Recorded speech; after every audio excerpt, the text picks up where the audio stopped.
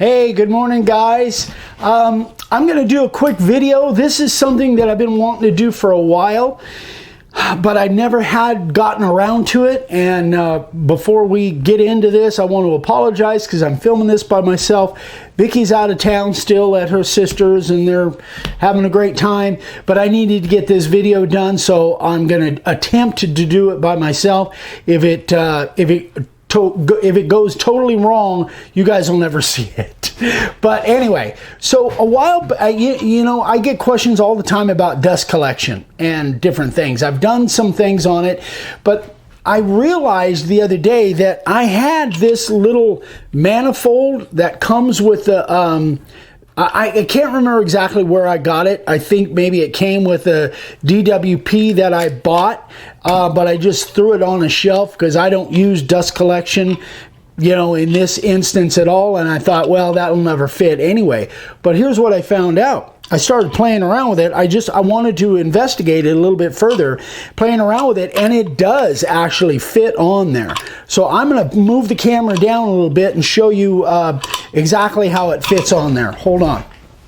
So the one challenge that I do have with it is that my cord for my lights is kind of in the way, but I thought, well, that's not going to fit in there with that cord. But as it turns out, I played around with it, and it does. It still kind of locks up and screws into there's two holes right here that receive these little thumb screws.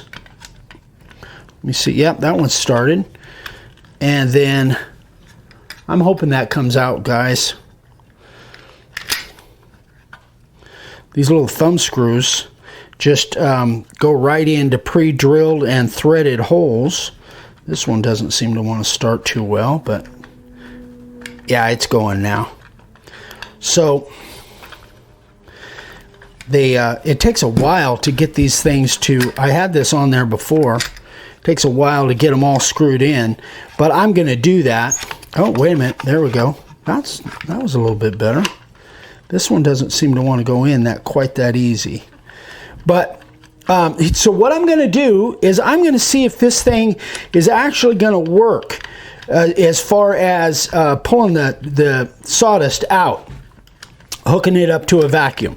Now, it's probably still something that I will never do on a regular basis because I don't like anything attached to my router because it becomes a restriction for me.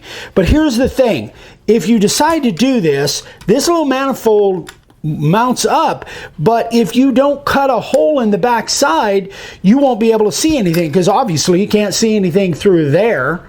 I'm hoping that shows up. So you'll still have to cut a hole in the back side and then just watch, you know, do your looking from this side as your vacuum is hooked up here. But anyway, we're going to take this outside onto the patio and I'm going to experiment around with it and see if it works. We'll be right back. All right, folks, so I've just got this little tiny shop vac, and we've used these for years. It's a great little vacuum. So this is what I'm going to use for my setup as far as seeing if that little manifold is going to work for dust collection. So I just wanted to show you I got it emptied, and then I'll come back and we'll see if it actually gets some sawdust in it after this thing is all done. So I'm going to get this thing set up and I'll be right back. Okay, so what we have here is we've got two boxes. They're about 1.5 inches by 4 inches long, and I'm going to do a comparison. I'm going to be using the 90-degree background bit, my 90-degree V-groove, and I'm just going to make some sawdust with that thing. First of all, with my standard base, and then we're going to put the one with the manifold on, but we'll get to that secondly. So we'll do this first box with that just the regular base plate, and we'll see what kind of sawdust it generates, and then we'll do the comparison. So here we go.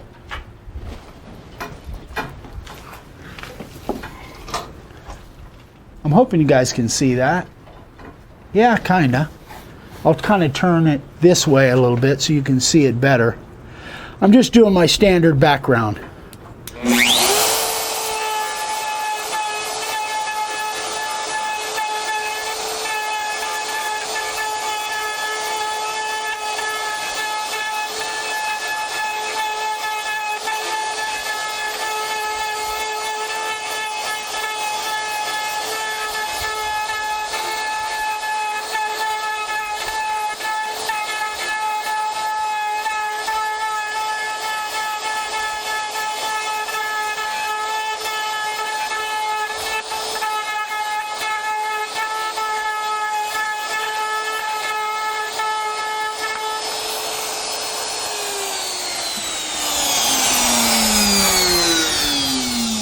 So let's take a look. I wanted to do something that made quite a bit of sawdust so we could see what the difference between the two is. So yeah, there's quite a bit of sawdust all over the board, and quite a bit on me as well. So what I'm going to do is I am going to swap those housings out, and we're going to hook the vacuum up, and then we'll do that next square and see how it comes out. Be right back. Okay, so I've blown off the bench, pretty much got all the sawdust off the bench, or most of it, so we can get a good idea of what's going on here and get a good comparison. So there's my little box that I'm going to do, and then I'm going to hook up. Let me see. Oh gosh. So here's how the vacuum is hooked up. It literally just goes in there. I'm not sure, hopefully you can see that. It just kind of goes in there, just sticks there, and when you turn the vacuum on, it kind of holds it in place. So it's kind of cool. I hope I'm putting it in the right spot there. Anyway, so that is that. Let's see if I am zoomed in. I'm going to zoom in a little bit more, and then I'm going to get on the ladder, turn that vacuum on, and then we will get to cutting. So where's my ladder at? Oh, there it is.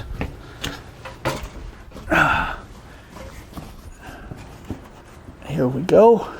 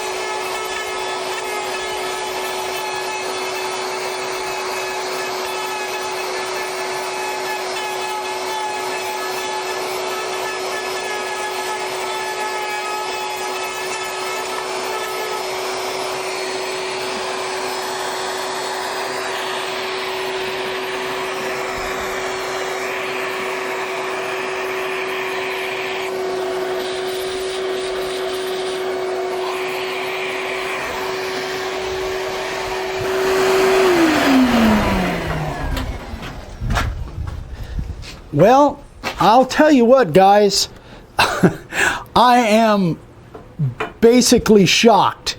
I am so surprised that that picked up as much sawdust as it did. I have virtually no sawdust on me, virtually no sawdust on the bench, and what I'm going to do now is pull that vacuum down, and we're going to take a look in there and see what we've got as far as sawdust in the actual vacuum. So hold on just a second. I'll see if I can do this all together in one deal.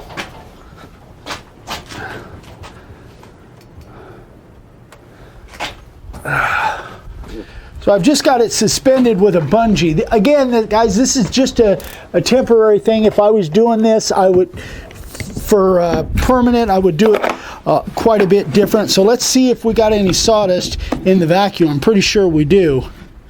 Yeah, there we go.